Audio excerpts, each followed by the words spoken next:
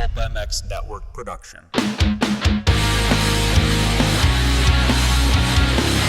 Bringing you a cheeky Brit and an American YouTube racing sensation weekly. It's the LVK More Than Moto podcast with your hosts, Phillips and Kellen Brauer. Welcome back, everyone, to another Leatt LVK More Than Moto podcast. I am Kellen Brauer, joined by Phillips, and he is back in the USA, the great country that we reside in. From Australia, Lewis, so happy to have you back. It seems like you've returned fully healthy, ready to tackle media days next week, huh? Yeah, what off-season, Kellen? What off-season? It's funny, in Australia last week, I spent quite a lot of time with JB, and I said to him, this is the first time I've really lived his off-season program, if you want to call it that. And now I really do understand the notion that you go rolling into Anaheim 1 with complete momentum and it's just another race. Because honestly, the off-season is pretty much over. And I don't feel like I've had an off-season. I feel like I'm just in season. So it's funny, like living it, I do kind of now see or understand the effect it has on your timeline, your personal perception of the timeline. Yeah, well, I mean, kudos to WSX, Australian Supercross, Paris, like everything, because I feel like there hasn't, as you said, been an off season to the point where at no point have I stopped and thought like, man, when's the next race or anything like that. It's just like every weekend there's more racing. There's something else coming up. There's 2 more WSX rounds, and then we'll be at Christmas and then A1. So it goes so fast. Yeah, what? We have 2 more WSX rounds, and then there must be 2 empty weekends between WSX and A1? Yeah, and Christmas is like right in the middle of that. Yep. So, well, and then, yeah, because A1 is January 6th this year again, or something like that. 10th. Okay, well, then 10th. I have it wrong. But anyway, yeah, that's, it just goes so fast, man. Like, I remember maybe like even 5 years ago, the off seasons felt like they were dragging along. And now I almost am wishing that we had a little bit more time before Anaheim because it's come up so fast. Yeah, it's funny. Last year was my first off-season where I have done absolutely zilch, like no off-season races. First time I've done that.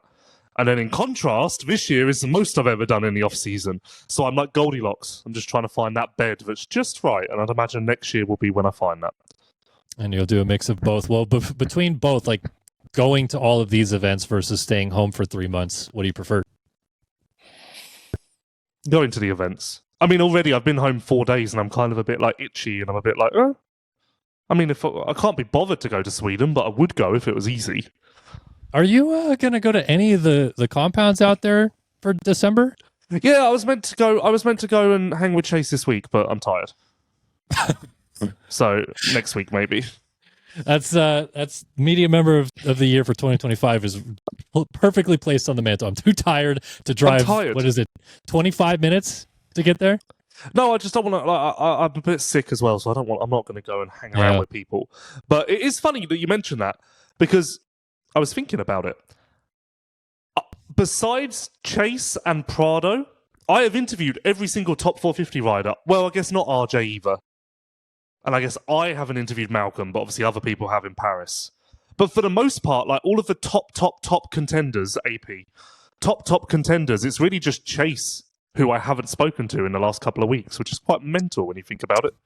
I think your guys' friendship is crumbling before our eyes. Well, no. You've gone to greener pastures, as he has. I've been texting him. I mean, I haven't seen him at one of these races. That's what I mean.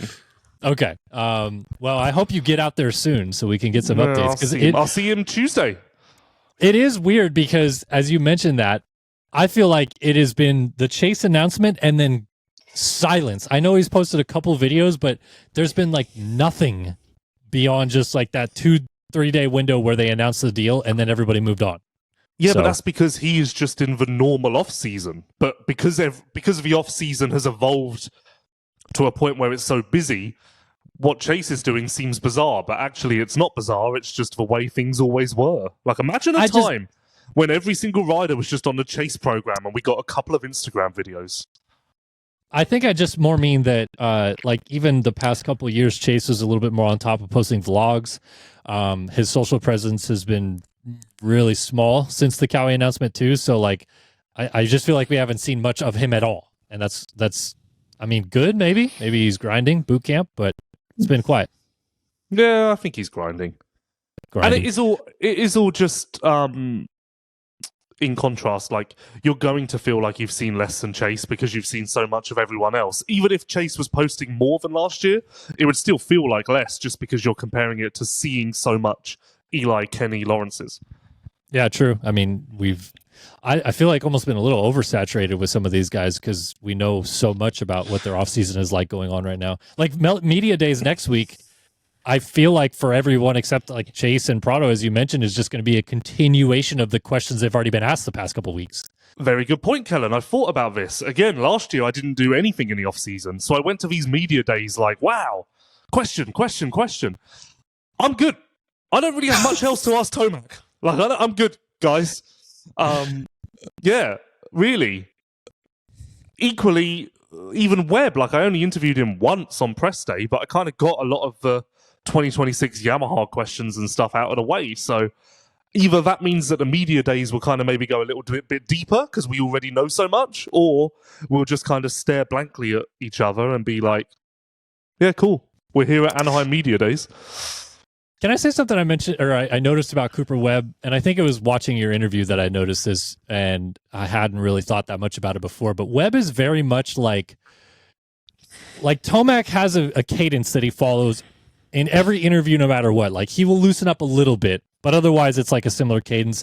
And the Lawrence brothers, similar thing. Like, they're usually a little bit more loose and fun. Webb is like, sometimes with Steve or guys that he's really close with, he'll just be like kind of unhinged. But with us as the media, I feel like you ask him a question and then he like locks into PR mode a little bit. I don't know if you noticed that when you're asking him questions, but it feels very like I have a thought process behind every single answer I'm giving you right now. Yeah, like you can hear him say like, yeah, man. He says that a lot to start his, but that's like, he's just like, yeah, that's him locking into media mode, as you say. No, yeah, I mean, it's even true of Max. Like, I give Max a lot of shit because if you talk to him normally, but if you talk to him before the interview, the second the camera starts, the sound of his voice changes and he goes into this interview mode. Like, so it's true of the good interviews and the bad interviews. I guess they all have to have a bit of a... It's just hard, isn't it, to be yourself on camera? It is, but I mean, with Webb, you could just see it like click into gear, like you said. I mean, I went to Eli first, and Eli can kind of do this too, but very much Webb was looking at you when you were asking him a question. I think it was your interview.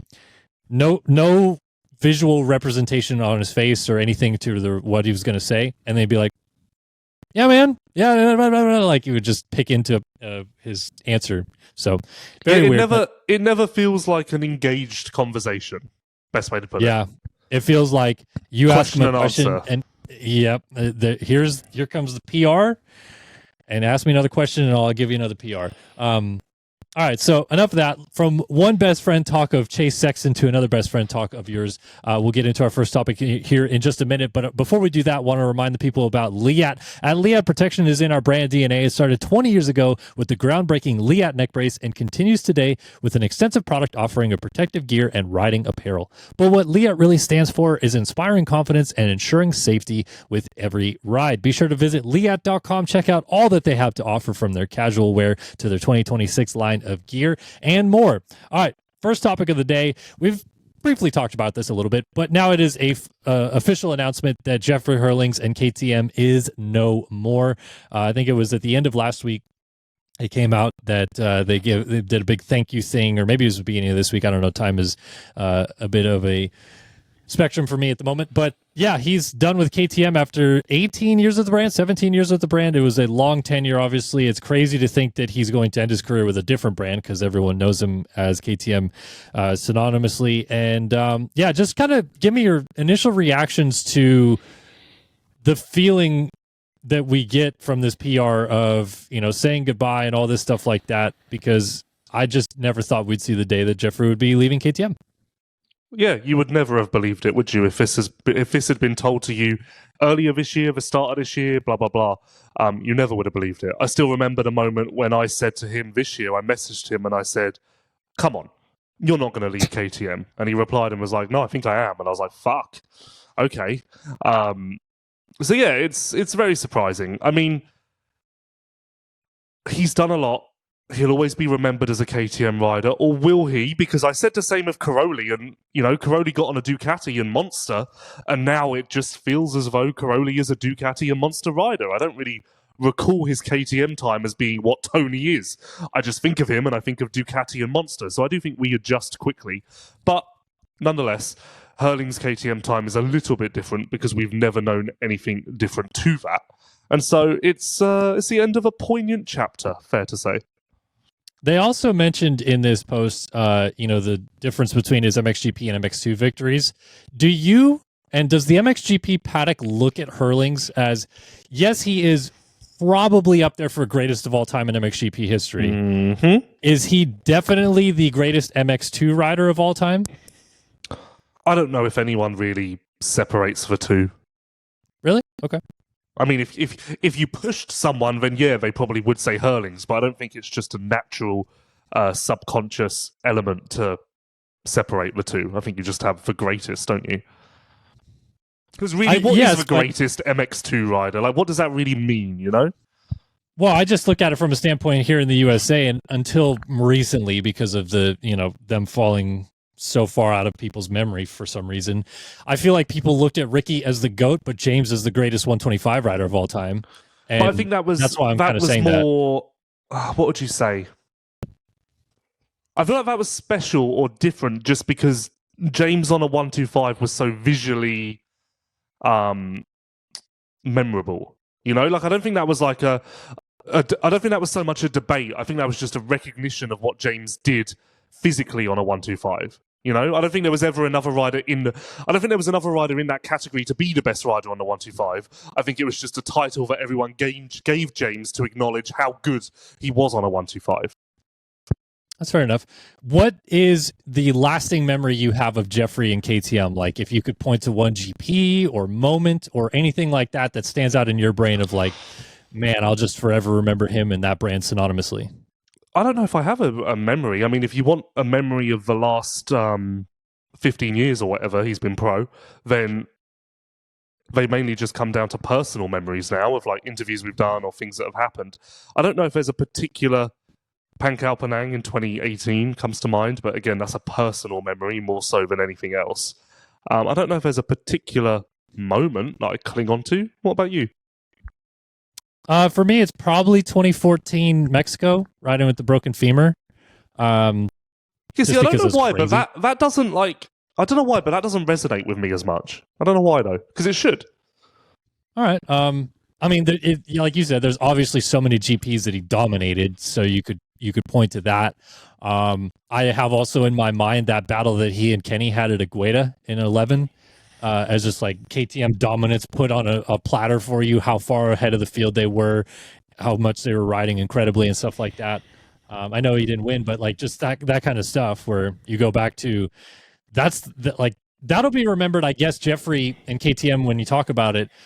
KTM is still riding the high of world champions after world champion. Obviously, they have it with Langenfelder right now, but I feel like you almost look at their glory days as the 2010s, and Jeffrey sits in the forefront of all of that from MXGP to MX2, and that's why I think it will remain so synonymous with him and the brand for that long. Well, spoiler alert, but I did an MXGP podcast this morning, and I argued with Adam Wheeler about this because he wrote the KTM goodbye to Jeffrey. And in there, he said that Jeffrey was KTM's second most decorated champion, MXGP champion. And I said, like, yeah, I understand Caroli's won more and stuff, but Caroli was Yamaha, so would you not give Jeffrey the most decorated? And then he said it's purely a numbers thing, which I guess makes sense. But I still feel like you look at Jeffrey as more KTM through and through than you do Kenny or Dungey or Caroli or Marv, or actually no, Marvin's the same. Actually no, Marvin's not the same, of course not. Like the fact that he's been there since day dot just makes it ever so slightly different. Until now. It does, yeah. No, I mean, when you're he's right. unemployed. Like, I think that's probably why it's maybe the most jarring that he won't be with the brand, because like we talked about this when Prado left for Cowie and his history with KTM, and yes, he rode for Gas, but same thing, and now he's back there. But as you mentioned, Jeffrey came up with KTM. He was the prodigal son for them. They poached Kenny. They poached Marv. They established a world championship presence by going after riders that would have gotten to that point in the first place. But Jeffrey was their, for lack of a better term, bullet that they used to kind of springboard KTM into a continued framework of success, and bringing in guys like Tixier and Jonas and, you know, lately Adamo and Everts and Langenfelder and all these guys to keep winning with that brand. And I think maybe, I guess you could almost point to Jeffrey as being the start of that, because he, like you said, was KTM from the beginning. Yeah, no, I don't, because KTM was KTM before Jeffrey. Jeffrey, in a sense, was one of many, because he was the filling in a Caroli Prado sandwich. KTM went from Caroli, then to Herlings, then to Prado, and then in that mix you had Muse and whatever else. So I don't think Herlings necessarily started something for KTM.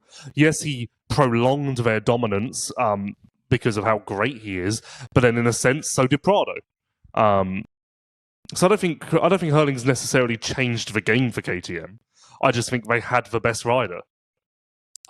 What I was going back to is more of the taking someone from the amateur ranks and bringing them onto the pro team and getting them to be successful has become KTM's mantra. You know, like that's what I said with Tixier and Jonas and all these guys. But Herlings was a Suzuki guy. But when he turned pro, that's the KTM transition period that I'm talking about. Like, you could go back to the time that he turned pro at the end of 2010, right? And yes, KTM was winning with Marv, and eventually they'd win with Kenny the next year and stuff like that. And they had one with Tommy and exactly, I understand. But there was also Cowie and Yamaha dominance mixed in there compared to KTM, which has become the overtaking, all-knowing power of the MX2 class for the last 15 years. A few names have gotten in the mix, for sure. But for the last 15 years, you would say it's KTM almost an orange wash. Yeah. I don't know what your point is, Kellen. I'm saying Jeffrey is the beginning of that. Bring them from an amateur to a pro level and dominate with KTM. Yeah, okay. I'll accept that. I mean, I don't know. Like, I mean, I can argue against that because, like, Rattray and Townley were on lesser KTM teams, and it's not amateur, but they kind of lifted them through the ranks to the factory team and then won with them. You know, like I don't think Herlings necessarily was anything different for KTM in the way that he transitioned or the way he blossomed or the way he dominated. Like, I don't see a big difference there.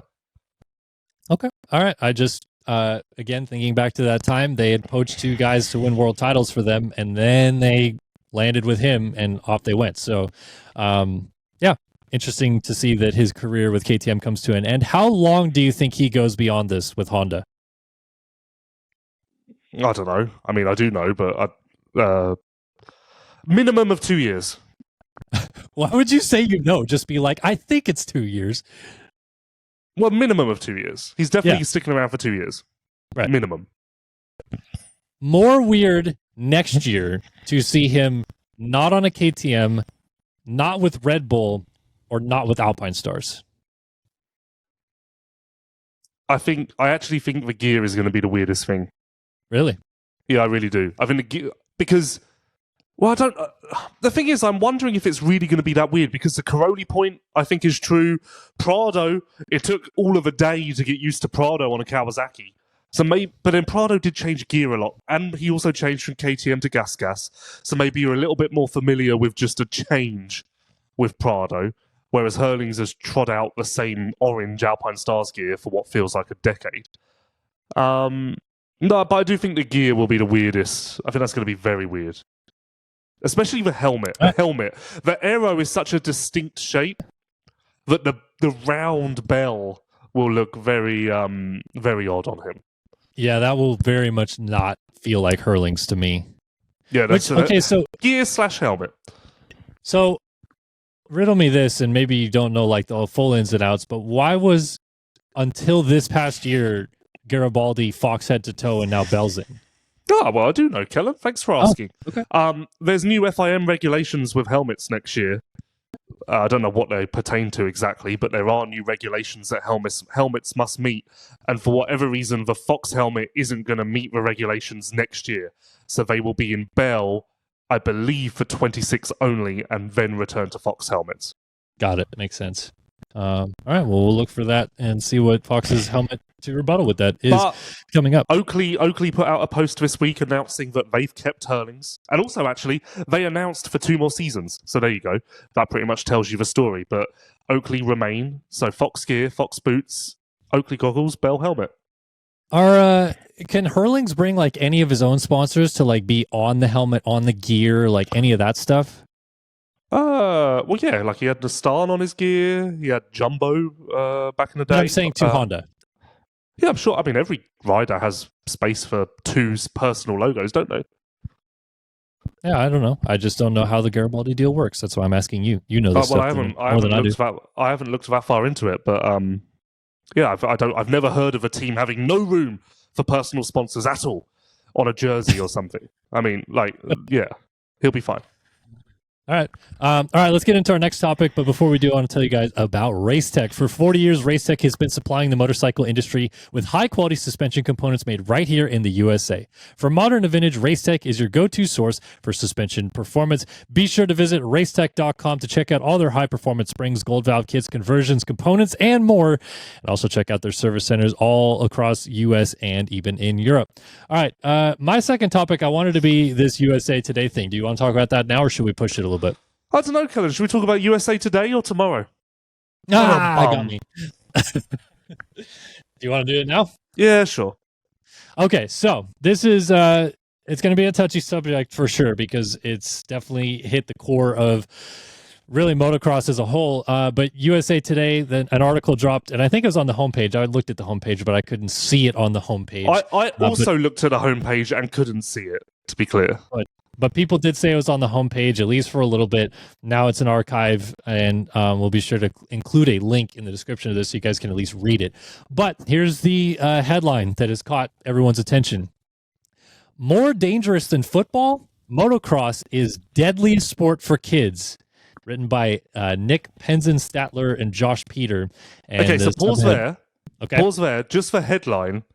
Is football the benchmark for being the most dangerous? Because in my mind, the headline more dangerous than football could include up to 42 different hobbies. Trampolining, I would imagine, etc., etc.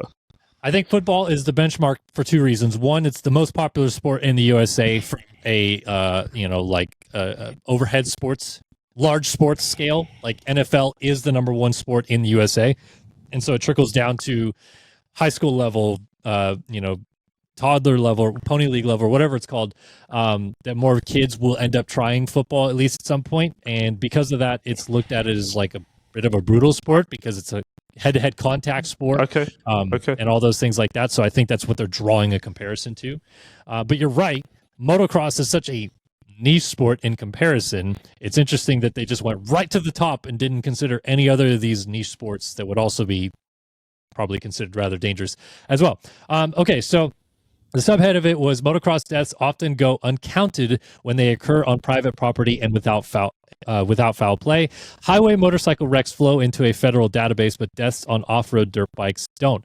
And in this article, they talk about since 2000, at least 158 children and teenagers have died on dirt bikes at motocross tracks or on private facilities or things like that. More than 6 deaths per year for youth, basically is what they go at.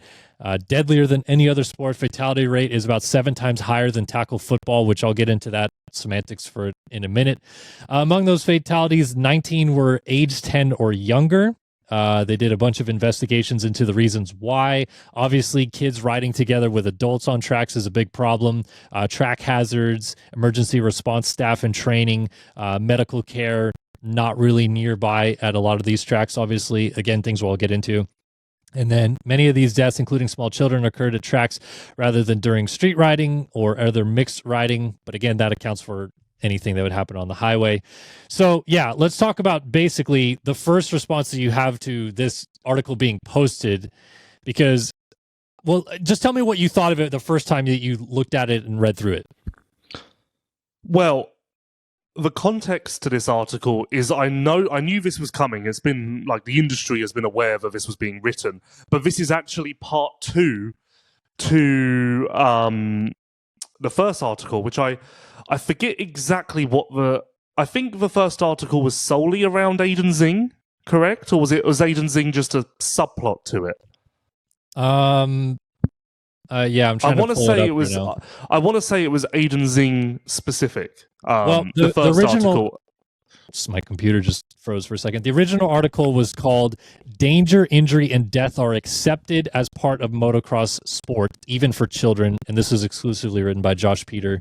And it was, and you and I know this. The guy went to Loretta's and got a whole spiel about how the racing happens and everything like that, and then.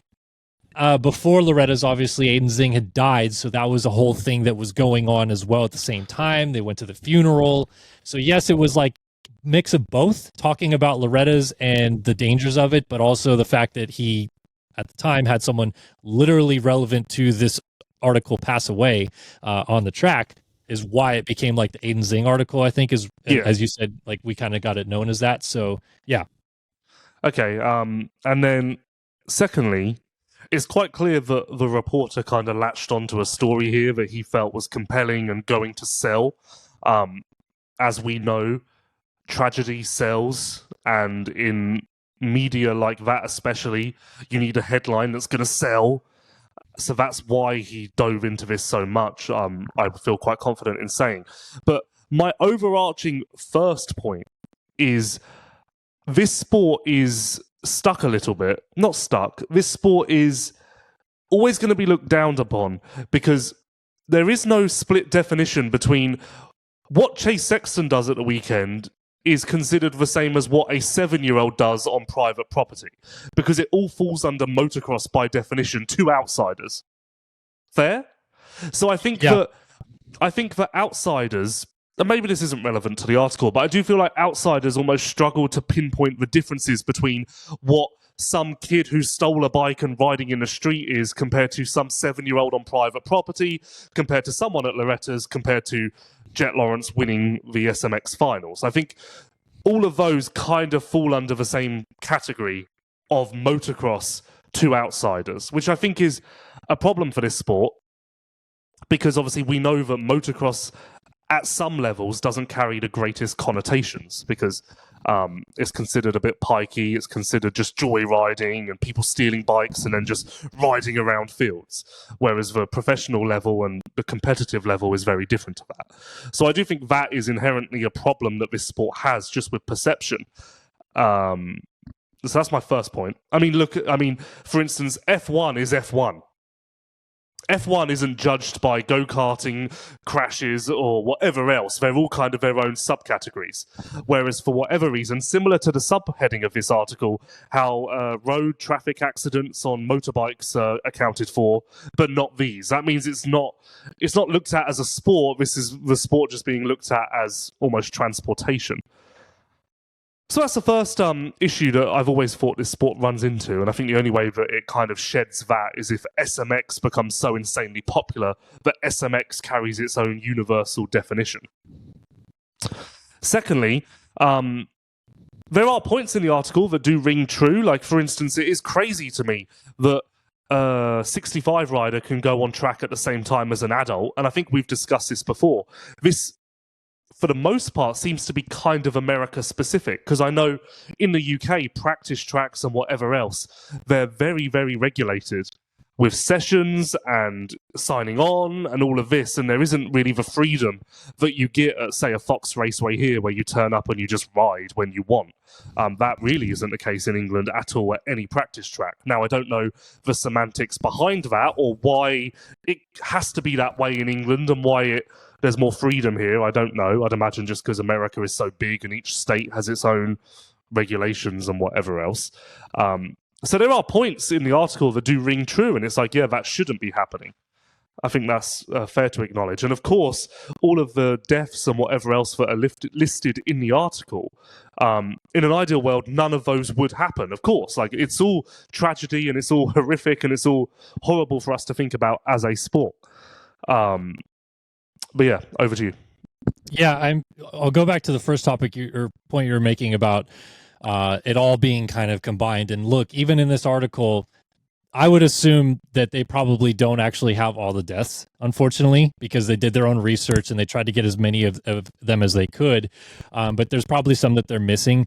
And when he talks about of the 158 deaths that they found, nearly 2/3 occurred at a track. The others occurred in other off-road venues like dunes, trails, and backyards, which to me, I feel like you have to segment those two things. You can't talk about those are enduro deaths, not motocross deaths. You know, to me, like I look at dunes and I go, yeah, morons in the desert. Like that happens every year. Like it's a constant problem that local legislation has here in California with people at Ocotillo Wells, Glamis, all these other places, especially now that UTVs are so commonplace of constant head-ons with UTVs and dirt bikes and like this stuff happens all the time, unfortunately. So I think you have to completely segment that as it's different. It's a different thing than motocross because it's not motocross. Like you said, it's enduro, it's free riding, it's whatever. And then just go to the track related stuff. So that's where he started to lose me in the article a little bit because clearly he doesn't, in my opinion, understand the difference. Yes, I mean, it's no different. It's no different to the people who we run into who we say, oh yeah, motocross. And they go, oh, do you backflip? It's like, that's a different sport. And they're like, how? Yeah. You are on a two-wheeled motorcycle. Isn't that all the same thing? Right. And listen, I fully understand that there are safety shortcomings with motocross and particularly riding dirt bikes. And look, as a father myself of two kids, like it's something I think about a lot. I want them to be on dirt bikes, but I want them to be as safe as possible. And I want to go to places that will keep them as safe as possible. But, you know, there's a lot of things in this article that I just don't think were fully accounted for what our sport goes through. And it's unfortunate that this is going to be the overglossed term now that people associate with it, because if you have a mom or a dad with a 4 or 5 year old that wants to ride a dirt bike for the first time and they Google, is motocross a safe sport? This is probably the article that will come up now because it's just how Google works. But like at the bottom, even he was talking about like all these people weren't getting adequate medical care because the hospitals were 45 minutes away and stuff like that. And to me, that goes back to a fundamental problem that our sport always will have, which is you can't have this be close to any infrastructure because there's constant legislation fighting back against dust and noise and, you know, all this stuff. And so, yes, maybe now electric dirt bikes can change that a little bit, but we're always going to like, we can't keep tracks open enough because anytime they open somewhere close to infrastructure, the idiots that are close by close it down. Yeah, and that could have been an alternative headline to the article. Again, you can take a narrative in whatever direction you want. Clearly, the author here had a narrative that he was quite engrossed in because he believed it would sell. But the headline could quite easily be, is government and local restrictions making this sport more dangerous than it needs to be? That's also relevant to the information posed in the article, which shines the light differently on the sport because then it's not the sport is dangerous and shit. It's, we're not helping this sport be better. Again, and also I take issue there even with myself using the term sport because there are some instances in the article where it isn't sport relevant, it's hobby relevant. And again, there's a difference there, but we and everyone listening to this is educated enough to identify the differences, but the difference between sport and hobby is so blurred to an outsider that they can't quite figure it out. If I went and stole a YZ250 and then went riding on the beach near me and crashed, that would be seen as a motocross incident, when you and I know it's very much not motocross. Right. And I will say, like, as a whole, the article does hit on a lot of very important topics. I think it's pretty well written. I don't like how much it jumped around. Like, it was very non-natural flow of a narrative, but that's just our journalistic the ending was side of it. just like, oh, we've ended? Like, oh. Yeah. Like, there was no, conclusion. It was just like, and end. But there's absolutely points to be made about the safety the stigma a little bit as well behind safety that I feel like we often come across. I mean, at local tracks, I see this all the time where, people just want to be kind of reckless and dangerous because this is a reckless and dangerous sport at the end of the day. And, motocross tracks in general are having a tough time staying open because people want to do that in the pits. They want to be crazy on pit bikes and stuff like that. And so pit bikes are being banned and stuff like that. But, the lack of any sort of forward progress with safety equipment being kind of pushed back often by the industry also is a problem that doesn't get talked about enough, I think. Like, yes, MXGP on that side has started mandating front and back protection of the chest, and that is going to become a thing in the USA soon as well, but a decade later. And then neck braces are just gone. Now we're just not doing neck braces anymore because all the riding coaches say it hurts you too much. So again, like there's too much being pushed back against safety sometimes that really frustrates me, and an article like this kind of brings it to the forefront. But yeah, from that to things that happen on tracks, and the article I think also did a good job, but maybe not enough of a job explaining the difference between AMA sanctioned events and non, which AMA has a rule book as things that they have to follow and everything like that. And I've been to non-AMA sanctioned races before that is kind of more of a free-for-all. But I think also those events, they try their best. It just sometimes there are obvious shortcomings that should be better looked at. Yeah, but I feel as though in the article, the difference between AMA sanctioned events and not was going well.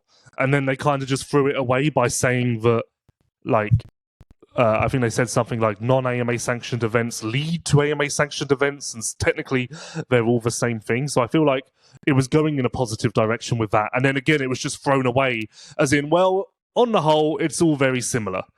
But again, I just keep coming back to the same thing. It is an issue that this sport has, that the lowest, most idiotic level of the sport, again, I've done it again, the lowest, most idiotic point of dirt biking does reflect on SMX, which no other sport has to deal with, really. So I don't know how we get better at that. I do think that it's actually interesting. Considering the narrative they were trying to sell, there are compelling points that they could have gone into. You just mentioned it there, but the narrative he was trying to build, a section on how neck braces came in and were just kind of poo-pooed by everyone because they're not stylish and whatever else, that would have sold his point quite well. But clearly he didn't have information on that or wasn't tipped off in that degree. But I don't know. It's not a bad article, and it definitely hits on points that are relevant. And of course, like in an ideal world, we would have 0 deaths. Of course, like to see all of the deaths that they accounted for listed out in that manner is heartbreaking and wrong. Without doubt, we can all agree on that. It's just, as is the case with, I would say, every death in the world, each instance is different, and there are different semantics to each one. And you kind of have to look at it on a case-by-case basis, whereas this didn't really do that. Yeah. And look, I mean, I will say for me, I'm sure it's a little bit like this for you too, but I definitely have people that I've been close with, I would consider my friends, die doing this. And it fucking hurts, dude. Like, it sucks and always makes me double think things and want to change stuff for the better and be a forward-thinking person with how we can make things better and stuff like that. But I also fully am aware of, and every time I go riding, I'm aware of the fact that this is just a inherently extremely dangerous sport comparatively to anything else that you could do. You could go golfing and you're not going to risk dying most of the time unless a ball hits you in the head in the wrong spot or something like that. But this sport, we live for the thrill of it. We like what we do, and it's dangerous. And it's always going to be dangerous. Like, I look at other motorsports and, you go back to how F1 has made things safer and better. And yes, motocross can take steps to do that as well. One thing motocross will never fix is that you can actually fall off the thing. Like, F1 fixed that. People used to fly out of cars all the fucking time, and then they put 5-point safety harnesses in. And then people used to die from blunt force, head injuries, and then they put a Hans device in. Like, I think those are things that we're just never going to fix with this sport, unfortunately, because of the inherent risk of you actually falling off the thing that you're riding. Yeah, and I forget the actual quote, but there was an incident where someone died or someone crashed on the other side of a jump, and the article says that the marshals didn't get there quick enough, or the marshals weren't there.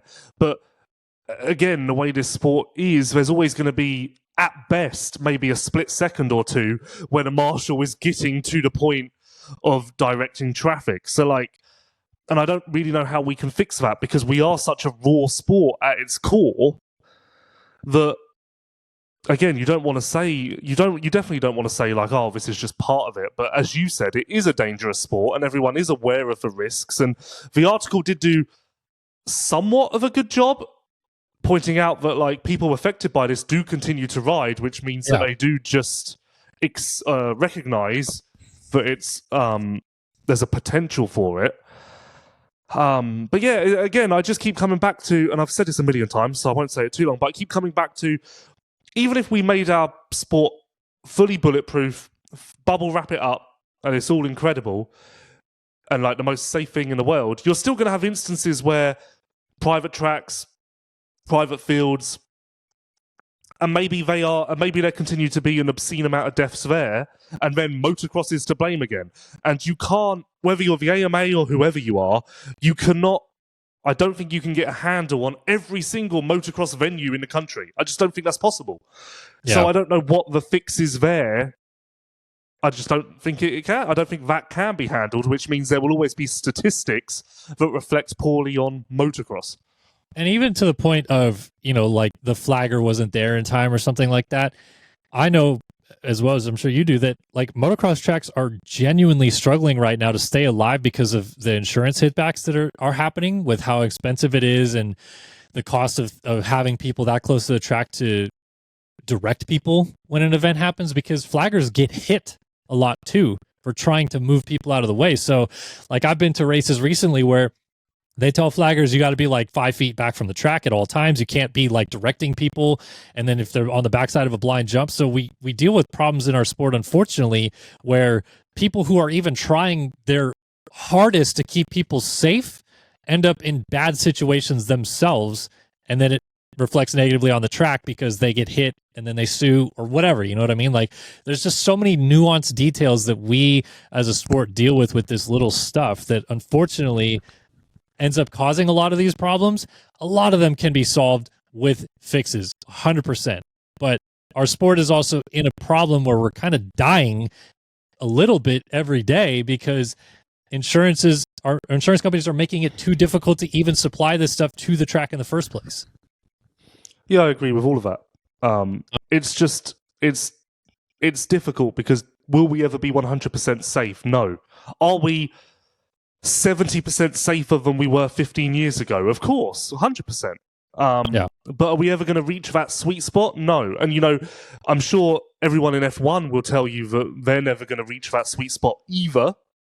But again, F1 is an isolated thing with just 20 drivers. So F1 statistics aren't so aggressive on paper because it's F1 statistics don't accommodate go-karting, F2, F3, all of the like. For instance, if F1 was viewed in the same manner as motocross in this instance, if I went to an arrive and drive go-karting place right now and had an injury, my statistic would blend into the F1 statistics. That's kind of an example of how motocross is viewed as the same thing across the board. Yeah. But, so yeah, I don't know. Again, I've said that a million times, but I think that is an issue. And I think at the end of the day, look, they both put in a lot of effort into this. They made a lot of good points. There's a lot of interesting things in here that they showcase about blind jumps and ruts and how it all factors into the stuff. Like they had illustrations that showed all of it, which was, they clearly cared, and I applaud them for trying that hard. How about the little graphic of Paris with bikes moving around it? How the hell? They must have sunk some money into that. Yeah, and they have illustrations and stuff like that. And look, like there's so many obvious things that need to be fixed. Like California tracks are so dumb to still have non-split practice sessions. Like I remember, I believe a story earlier this year where Jorge Prado got off the track and got in some dad's face because there was like a 6-year-old on the track with Prado. Dumbest thing ever. Like two wrongs here is that you have parents willing to put their kids in that situation and the track's willing to let it happen. Like those should not be even considered in the first place. You should split practices, or those tracks should do a better job of maintaining the tracks that are available for those kids that are riding 80s or 65s or something like that. Because, look, I grew up riding those tracks as well, and they all kind of sucked because they're very badly maintained. But I wasn't going on the pro track with these guys, and I don't agree with parents that choose to do that with their kids. And then on top of that, yeah, like some safety protocols of how far things should be away from the track, and practice days need to have flaggers, ambulances, medics, certain things like that, I think are things we really need to look at to make this sport better and safer, especially for facilities that, you know, are I guess recognized as like upper tier facilities, because there's always going to be ones that are just like the more local, you know, Joe Schmo kind of tracks that you can't, I guess, fit into this category. But as Steve put out on Twitter today, this guy could have just went to Glen Helen and been like, all of this, and that could have been the article, because Glen Helen has a lot of these problems and they don't ever care to fix it. Yeah, no, that's fair. Like, does the article shine a bad light on the sport? Yes. Is the article 100% wrong? No. But does that mean it's right? No. So, I don't know. It's, unfortunately, even if the world was changed in response to this article and incredible procedures were put in place, there is still going to be tragedy. I think that's true even of the safest sports in the world. Incidents do occur. So yeah, do I think it's true? I think the tone of the article is that the sport doesn't care. And like deaths are, that was certainly the tone of the first article. Yeah, the first article was the sport doesn't care. Yeah. Absolutely not. No. I think that there are a lot of people that are near the top, at the top, that care more than you would probably ever think they do about making this sport as safe as possible. And they catch a lot of flack for it, unfortunately, when rules come in place or things happen. Like, for example, GoPros not being allowed on helmets anymore is a safety change. People complain about that to no end, that it's not a thing anymore, but it's a safety thing that they did research on about impact points, and helmet companies got, you know, they discussed it with them about adding external things to their helmets and what that could cause damage to, and they chose to ban it. But then people complain about it. So, like, our sport has this never-ending problem of they don't want things to change, but they also want to look at things and make it better. You know what I mean? Like, yeah, we have, I think, just overall be better. That just comes back to the sport isn't sophisticated enough to handle changes like that, because we're just not. The athletes aren't, the teams aren't, because in an incident like that, I think you would need the athletes and teams to be like, no, we back this decision, because although it's not guaranteed to be a cause problem, yes, there is a chance, and we back the promoters making a decision in the case of safety. But that doesn't happen in this sport, because for the most part, teams and riders are just their own entities and just kind of like hang out. Yeah. I mean, talk shit. At the end of the day, it's a very grassroots sport. It's also a very niche sport, as much as we don't want to believe that. We want to believe it can get to mainstream and be this big deal and everything like that. But in the grand scope of things, it's rather small. And we as a community for the motocross side have to be better. But we have to stick together on stuff like this too, and try to improve things. And sniping at each other all the time about that stuff, I think, doesn't help us in that case. And I know we're way off topic of the USA Today thing now, but it certainly brings a lot of talking points to the forefront and some hard truths, which are the reality of our sport. But it's stuff that we have to be better about overall, I think. Yeah, true. Very true. Yep. So anyway, definitely check that article out if you would like to read more. I would recommend everyone at least read it so you get a better scope of what we're talking about, so that you can see how this story is told on a mainstream scale as well. Because one of the things that happens to our sport all the time is when we get mainstream news coverage, it's never good. We got mainstream news coverage 2 years ago because some woman at the top of the stands at Anaheim was flashing everyone, and we were mainstream front page stuff. So it's never good. It always ends up being this way. But if we can improve and make things better and make the show better and make the racing better and everything like that, then hopefully someday we can get there.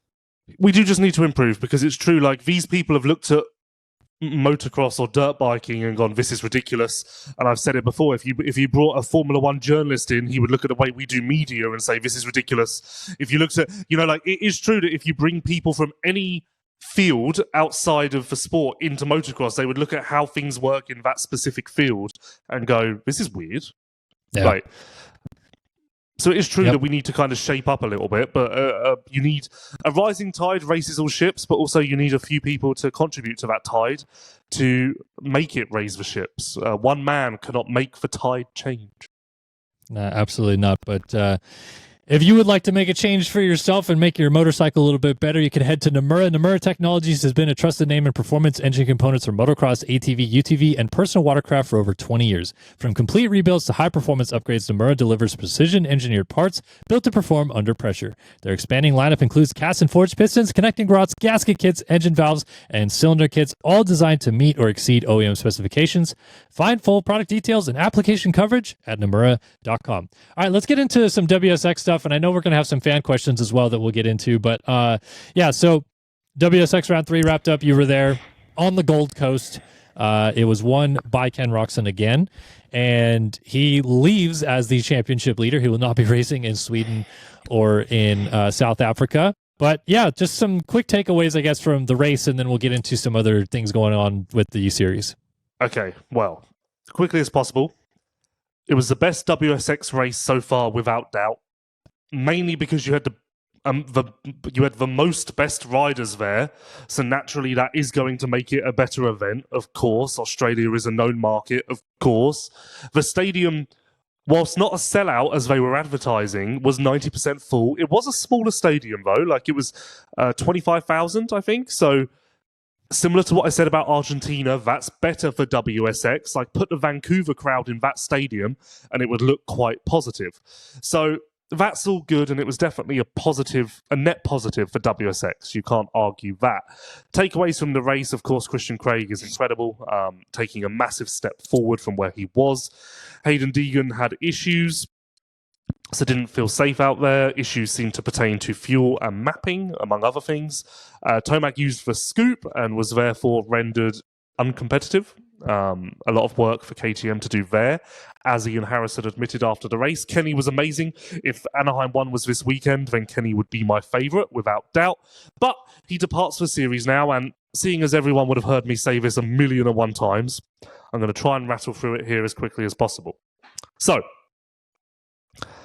I don't know why Tom Burwell is telling everyone that this is a pipes issue. Kenny, point blank, said in my press day interview at Vancouver, he had a contract from WSX to do the full season.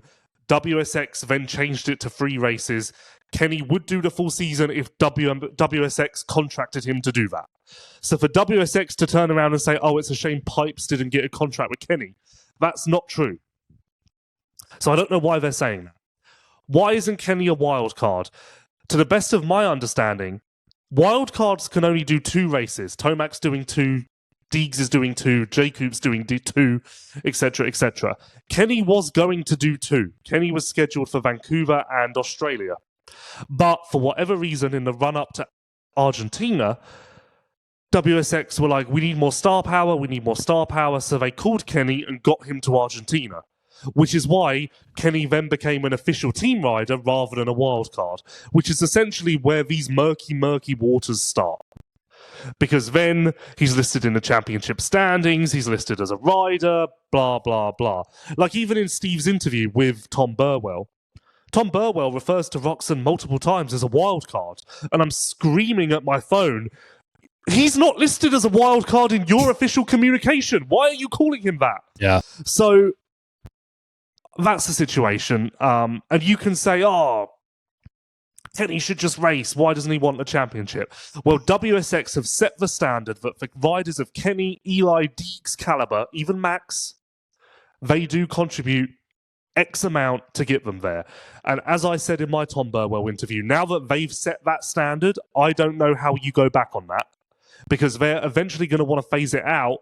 But now, if you're Chase Sexton and you see an opportunity to race WSX for the first time, you're going to go into the room and say, I know you're paying Kenny and Eli this much, so I want that much. So there's no opportunity for them to go, oh, we don't do that anymore. Because everyone's going to go, Oh, fuck you then. It's no different to, let's say that for LVK I got paid $1,000 an episode, right? And it's well known that I get paid $1,000 an episode. If I leave at the end of the year and Steve is trying to find someone else to do LVK, and they go to Steve, oh, I know Lewis got paid $1,000 an episode, and Steve goes, oh no, we don't pay anymore. It's just you've just got to do it. Then the person will go, well, no, I want the same as what Lewis got. You set a standard and an expectation. So I don't know how they're going to go work away from that. Obviously, it's their intention, and not immediately. I think they're going to utilize wild cards for the next year or two at least.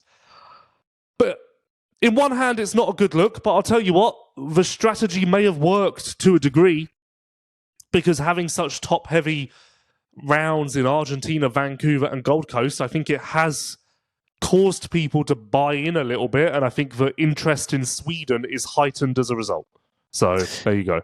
Yeah, all fair points. Absolutely, they've boxed themselves in a little bit with how much they've been willing to spend on top guys to get them there, because as you said, that anybody else that's a top guy that wants to go there now is going to ask for the same amount of money, and it's just going to be the reality of the situation. Also bad of them that they weren't on the same page with the local, I guess, marketers for South Africa and Sweden, that Roczen wouldn't be there and all this stuff like that, and then he was advertised as such and all these race events and stuff like that. So all fair points. I will say that I understand Burwell saying that PMG couldn't come to an agreement with Roczen because, as you said, he had a deal to do all 5, let's say. They pulled it off the table and then said, okay, we're just going to have you do 3, because they, in their own Geneva agreement, when they came up with these rules for 2026 and beyond, or 2025 and beyond, changed it so that wildcards can only do 2 races. And if you do more than that, you have to be on the team. So if Roczen was going to do the full series, Burwell's thoughts of that is that it should be on PMG to sort that out. That's what I understand him saying that. It's still silly of him to not acknowledge the fact that there was... It's still silly of him to not acknowledge that maybe a pre-existing agreement with Roczen had alleged that he would race the full series under WSX contract. But now their new agreement changes all the rules. They had to write a new agreement with him. So I get why he's deflecting the way that he is. That's all I'll say about that. Also, don't forget that in Vancouver, I got an official comment from Tom regarding the Kenny situation. I sent the quote from Kenny that said, I actually originally had a contract for the full thing, but WSX came to an agreement that they wanted me at 3 rounds. I was scheduled for the whole thing, but it only ended up being 3. I sent that to Tom and said, or the PR team who sent it to Tom, and said, I need a comment on this. And the comment from Tom was, we don't disclose rider contract details under the Geneva Agreement. Those remain confidential. So why has that answer changed now? Why was my reply not, it's a shame that Pipes Motorsports couldn't come up with an agreement with Kenny? Why is that? Why is that changed? That to me reeks of, in the time of between Vancouver and Gold Coast, there was a bit of a crisis meeting, and how are we going to play this? Maybe, but I'm not trying to defend Tom here, because I think that there's some things that he could have done a little bit differently. But I will say that I think that he's answering your quote that you gave him with just a simple PR answer, and then he answered a question Steve posed to him about Roczen being bad for the series as a different answer than what he would have given you if you had maybe posed that same question. You know what I mean? Like, I just think true. that he... So, again, not trying to defend him, but I think that's why he did it. I can understand some of the things that he said in Steve's interview and why he chose to go that way. I can also understand Pipes and the PMG side, because Steve interviewed Larry Brooks, and Larry was like, no, it absolutely is not our thing of why Kenny won't be here. But then if you're Burwell, you would be like, no, it is, because to race all full series, you need to pay for him to be here under your own onus. So it's all semantics at this point, I guess, but it's all weird behind the scenes stuff that's going on. Yeah, I guess you could say that WSX changed the rules, but everyone is still adhering to the old rules. I don't know. A little bit. It seems like that as we go back from our first episode, we talked about this a lot, the communication, there needs to be a bit better streamlining of everything. Seems like the teams and the WSX series as a whole need to be a bit more on the same page of all this, because they're kind of not. Well, it's only the Kenny thing that has kind of prompted this. I mean, for the most part, aside from Kenny, it's all been fairly smooth sailing. So, yeah, to their credit. Well, it's, as Steve rightly pointed out, it's not a good look for your points leader to be leaving the series. I almost wonder if their strategy moving forward, let's say they have 6 races next year, their strategy moving forward should be wild cards only in the second half, so that there's no like championship affliction of any kind going on. Well, I think that will be the case, because if they're starting in August, a majority of the wild cards won't be available until the second half. But B, they've said that isn't their plan, because the reason why there's no wild cards in Sweden and South Africa is because they want the emphasis to be on the championship fight. So therefore, to do what you're saying would be going against their current ideas. Okay, then maybe only the middle races, and obviously Kenny and some of those guys going to Argentina was just to vibe things up a little bit, but certainly weird. Again, that Kenny is not listed as a wild card. He's part of the team, but then he's going to be leaving. He's probably still going to get 4th in points, maybe even more than that, which is kind of weird to think about because he's part of the team, but not. It's all very weird. Definitely what couldn't have happened, though, was all of the promotion for Roczen used until they announced last week that he would be replaced. Yeah, that's what I mean. You can defend the messaging, but it has been shady. Yeah. It's been very shady. And so a lot of the promotion for South Africa came from the official South Africa account, which is run by the local promoter, not WSX. And I know WSX have said to people involved, oh, that's nothing to do with us. But no, he's your promoter. He's using your name. You're meant to tell him, hey, heads up, don't post that Roczen thing or take that down because he's not going to be there. Yeah. I mean, that to me is almost the same thing as like a team and their riders not being on the same page, and the rider posts something and then the team goes, that has nothing to do with us. Like, he's your rider. I don't know. But yeah, very, very odd. I will say my takeaway just quickly from the weekend was we need more tracks like that. We need 11 whoops back. We need tracks that don't break down to holy hell. Like the whoops broke down a little bit, but all the berms being very wide open for passing created fantastic racing, like the ability to just carve things under and make passes and do certain things. And I thought it was really funny how Roczen post-race in his interview said he thought the track sucked for racing. And I would argue that we had 3 of the best races maybe of the year of those 3 races all night long. So I hope that we can find that a little bit more in the U.S., to have races like that. Yeah, I mean, I said it on Pulp. I am of the opinion that we do get all-time races, but they're so random that I don't know if there's an exact formula that you can create to make these races occur more often. I think that also you could go to Gold Coast this weekend with exactly the same track and conditions, and it could be a snoozer, because maybe this time Kenny gets a whole shot, and that's that, you know? So, like, I don't necessarily believe what happened in the Gold Coast was an ultimate formula for amazing racing all the time. I think a lot of it is just circumstance of who starts where, who's struggling, who's feeling good. You know, again, run the same race next weekend. Maybe Kenny whole shots and takes off. Maybe Eli has his bike figured out, so is a comfortable second. And maybe Craig is a bit under the weather or not feeling it, so not as competitive as he was. And suddenly it's not as exciting, you know? I do think there's a bit of luck involved in getting a great race. I understand what you're saying, but I will stand by that. If you have a berm with 14 ruts in it, it always creates terrible racing unless the ruts are so bad that it creates mistakes. So you either need one or the other. You need a track that's wide open enough to create racing and passing opportunities that isn't streamlined by basically ruts in every corner, or you need a track that's so hard that it challenges these guys to no end, and then it brings racing a little bit more chaotic then.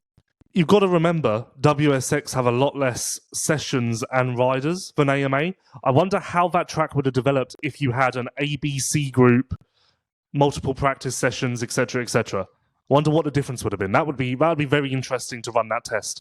It would have been different, but knowing that they planned for it to rain and didn't water because of that, the track itself hardened the way that it did, and the ruts in those corners would have never gotten anywhere near as deep as we see in the US. No, of course not. But it still would have been maybe a little bit more treacherous and a little bit, you know, like for instance, before the Supercross triple, there was a little curb there that caused Max and Kenny to go off track. Yeah.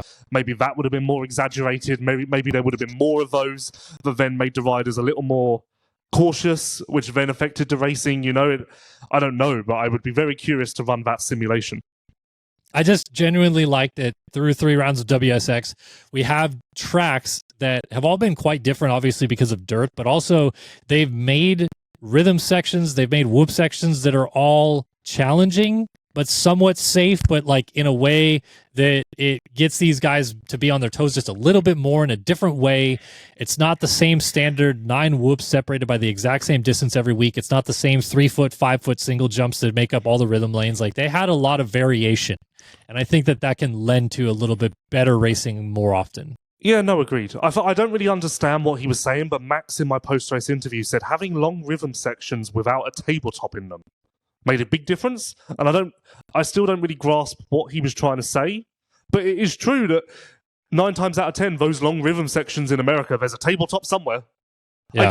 I guess maybe Max's point is a tabletop in a section like that kind of automatically dictates how you're going to go about it, because you need to you need to hit the tabletop in a certain way, so you need to get to the tabletop in X manner.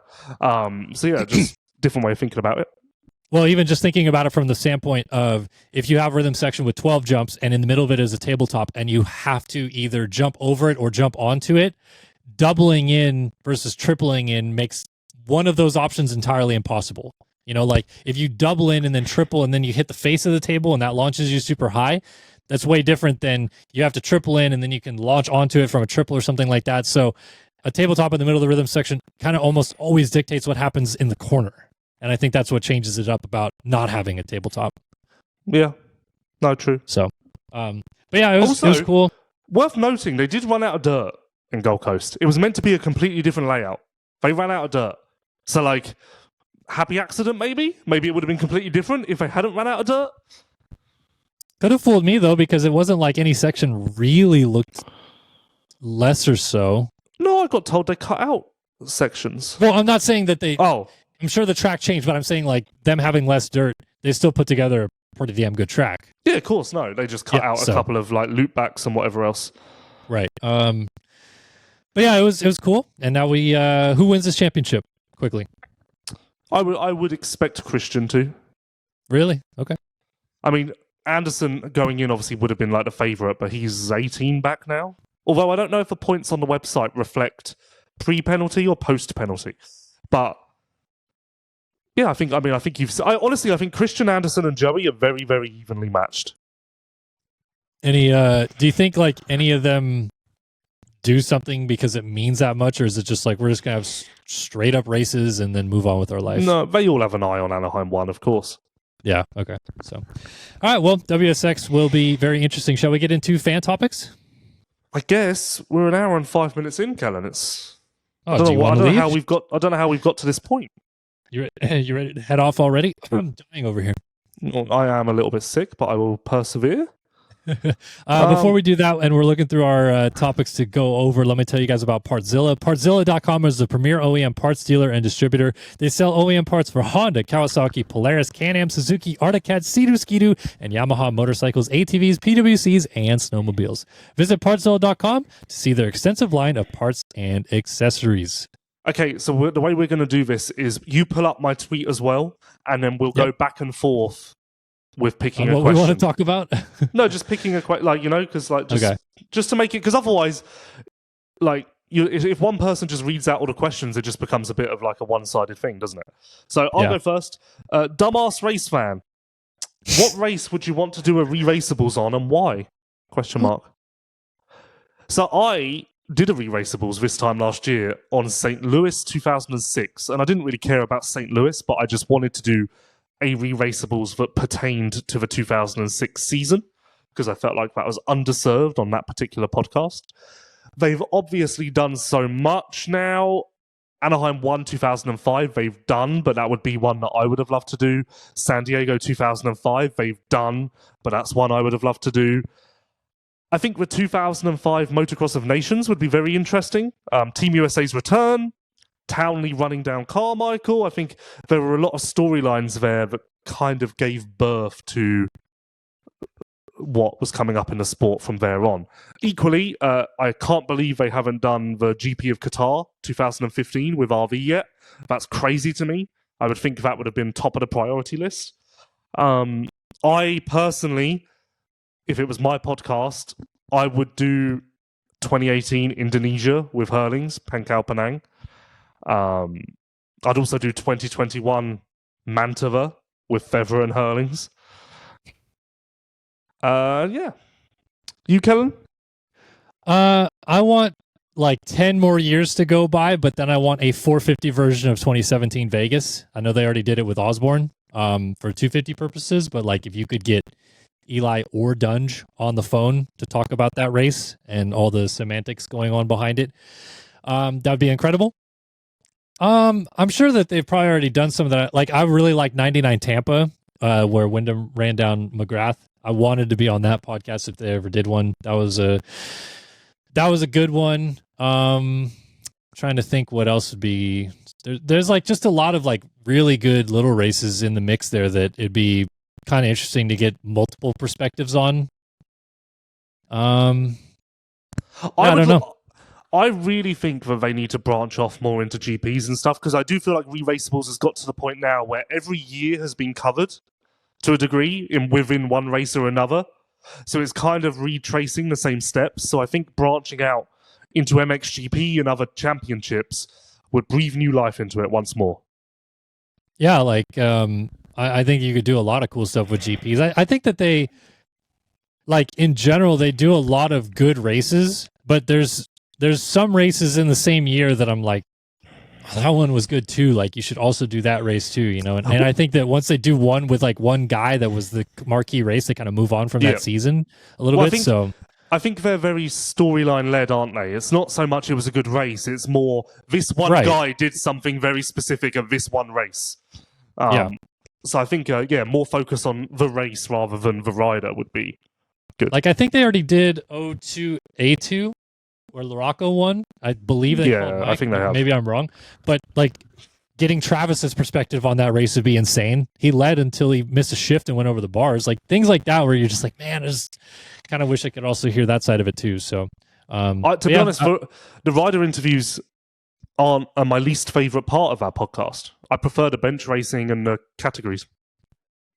Yeah, it's true. No, there's a lot of. I'm just trying to think off the top of my head of ones that I would like really like to hear. I mean, like obviously 2011 Atlanta. If you could get more multiple perspectives of that would be crazy. I don't think they've done that, which is surprising. They have, yeah. Oh, they have. No, okay. they did with RV, I think. Which it's like he wasn't even part of that until he won the race. So, I don't know. 09 Vegas with Chad or James would also be interesting. I don't think they've done that one. 2010 St. Louis would be quite, if you want to use RV. Sure, yeah. Or Dunge. I mean, both. Get both on the phone. I don't know. Something like that. That's an interesting question. All right. Do you want me to bring my topic into this? Yep.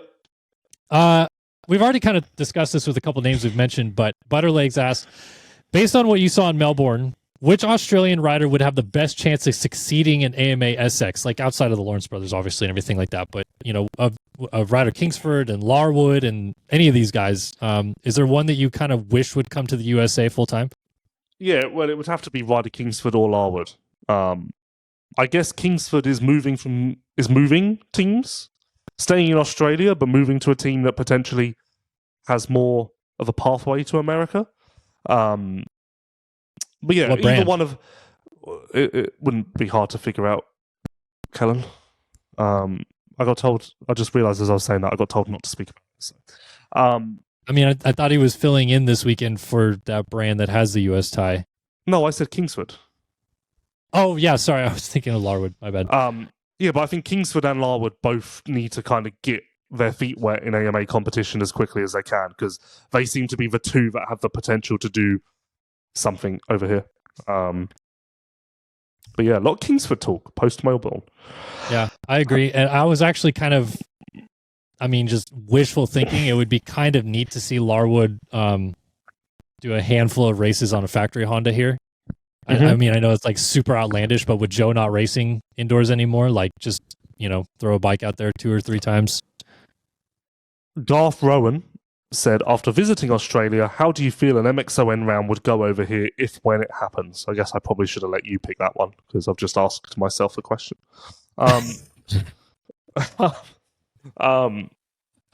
Well, as I've said in many different places, I was very surprised and impressed by the fan reaction to the AUSX Open and how privileged they felt to have that event, etc., etc. So, with that in mind, I've got to think the MXON, everyone would turn up in droves, and they would really welcome and be appreciative of the opportunity to host the event. So, over to you, Kellen. Yeah, I don't know. There's a lot of good tracks down there. I'm more meant over to you for getting a question. Oh, I'm sorry. I thought you wanted me to respond to your talk about that. Okay. Nope. All right. How about we talk about, can we talk about Watson on Triumph? No, I'm just kidding. Let's pick a question. I know, I got you. Jet is clearly the best rider in the world right now. This is from Brad Wheeler 999. But would he beat Jeffrey at a GP around Leatt? I hate these questions. No, he wouldn't. And Jet would even tell you that the same. Yeah, he would. Okay, so like Lamo. Not Leatt. I feel like Lamo's deep sand, but Leatt's like different, in my opinion, at least. Is Jet in the area code? Well, is Jet just flying over on Thursday and then racing with no prep and all of that? Let's say he gets a week in Belgium to test, and he has his factory Honda the way he likes it there. Yeah, he's on the podium, but I think it would take a few weeks to get to like winning level. Who would be the most random rider to beat him in deep sand in Europe? Well, there wouldn't be a random rider. If I said podium level, then it would be that excludes a lot of the random riders. Well, I'm saying, like, you said podium level, but what happens if he's like maybe just a top 5 guy and Van Donnick beats him or something like that? Nah, Watson would beat him. Of course, yeah. Do you want to ask another one, or you want to bring another one in here? Oh yeah, I forgot that was your question. Let's see here. Well, don't I wish that I was prepared? There you go. How about this? At DM_436, Yargo to Beta, please explain this madness. Sure, Yamaha and him didn't go well this past season, but leaving for Beta? Fuck me. That was actually in the question. I didn't say fuck me. Yeah. So, it's hard for me to talk about this because I feel like I contradict myself, so I'm just going to pose both sides. I can't figure out which side I fall on because I've been critical of Yamaha and teams in the past for holding on to guys for too long, and now I need to not be afraid to let them go, etc., etc. But did they let Yargo go too quickly? I don't know. I mean, in reality, he did do absolutely zilch in his 2 years. Like we have quali race. Yeah, and I was watching. Really weird. Don't forget that he won the qualifying race. Paul Mallon called me out on TV, and then Yargo proceeded to do nothing else. Sad. But then I never got called out again. Like, weird. No. Why would you get credit? Nope. See, I don't know. Like I can honestly see both sides of that argument. With Yargo specifically, is it literally just a lack of confidence? Because I don't understand how it went so good his first ever ride on a 450 to this. Well, no one liked that Yamaha, or no one likes the current Yamaha. So that's what I'm asking, back to lack of confidence, or is there bigger problems at play? I think there has to be that lack of confidence in the bike is in there, but then also Yargo shouldn't be that bad. So I don't know. I mean, because also he was just permanently injured, so that has to be factored in, right? And that also comes under the confidence. But for those that forget, he led 20 minutes of the MXGP qualifying race at Redbud, his first ever time on a 450, and he only got passed by Tomac with 3 laps ago. If I think I have that right. So there looked to be a time where everyone was like, "This is about to be insanely impressive," as he moves up to a 450, and now we're done. So Well, you never know. He could win on a beta. I'm sure he could. Can I ask another one? Yep. So NL Mac MC 2888 asked about Vial going back to Europe. He specifically says, what result outcome would you consider a successful season in 26? Top 5. So, okay, but let me preface this. Jorge Prado got 6th in outdoors this year, and that was definitely not successful. So Vial could like steadily work his way into a top 5, and I feel like people would be concerned because he's like a 6th to 7th place guy. So does he have to like win some GPs too? No, Vial's doomed a little bit because everyone is going to have very different expectations and different guidelines as to what is successful or not. So I do expect, no matter what happens, there to be Vial criticism. But I do believe that, okay, if he's 6 or 7 all season and then gets top 5, yeah, that's a fail. But if he has 2 to 3 podiums, 3 to 4 podiums, top 5 half a rounds, 5 to 7 half a rounds, and ends 5th in the championship, that's fine. I mean, you've got to think, if he's 5th in the championship, maybe he has Herlings, Geyser, Fevre, Koonen in front of him, and he's beaten De Wolf and Adamo, and, you know, like, maybe that would be the reference point. When he left, he was so much better than De Wolf and Adamo, so maybe that's it.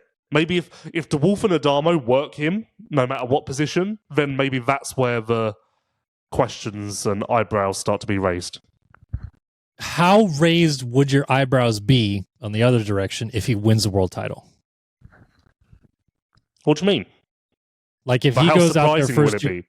yeah. I mean, I think it would be surprising, but not surprising in the same time, because we would talk about it really surprised, and you could just go, yeah, but it is Tom Vial. He's won every championship he's tried to race, apart from outdoors. And then I'd have to go, yeah, you're right, I guess. You know, like, see, I think everyone would be surprised, but you could shut down the surprise quite quickly. Yeah, well, I'm asking you, like, personally, knowing what we know about guys next year and everything. I mean, yeah, similar to what I just said. I would be surprised because he's not my favorite, but then also I could reason with it quite quickly. I will just say quickly for me, I think he needs to win a couple GPs for it to not be looked at as like, oh, really? You went back there to finish on the podium I don't think he's winning a couple of GPs. So I'm just saying, I knowing how people react to stuff, I feel like it's got to hit pretty good for it to not look like. Well, no, see, I'm trying to be far more realistic about it, and I think winning one GP would be acceptable. I also believe that getting on the podium a few times and finishing top 5 would be good for a 450 rookie season. But I know how people will react if he doesn't do that. So fair. Do you have another question you want to talk about? Let's do one more each, and then we'll. Okay. Oh, that's a big question, but I kind of want to do that. But I don't want to do a big question because we'll be here forever.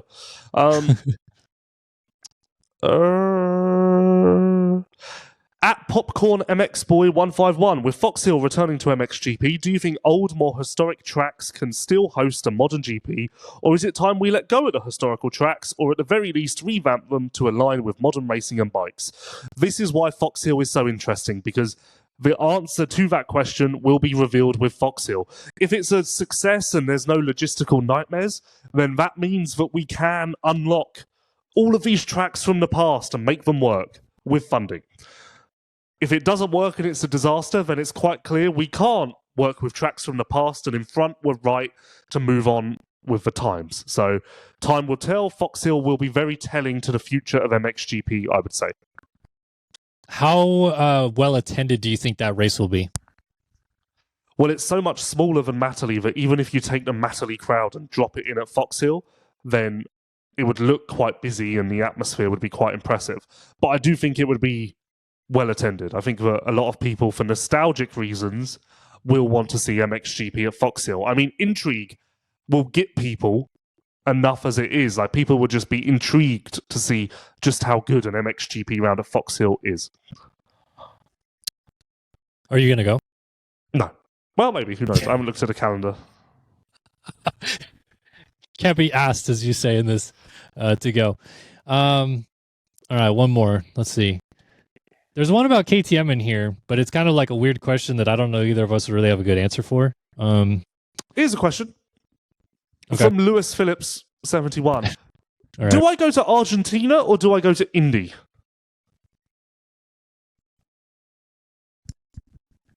Is India a showdown this year again? I don't know. I feel like Indy's always either a Triple Crown or a showdown. It seems to always be special. Because if it's like round 4 of East with nothing really special fanfare around it, go to opening round MXGP, in my opinion.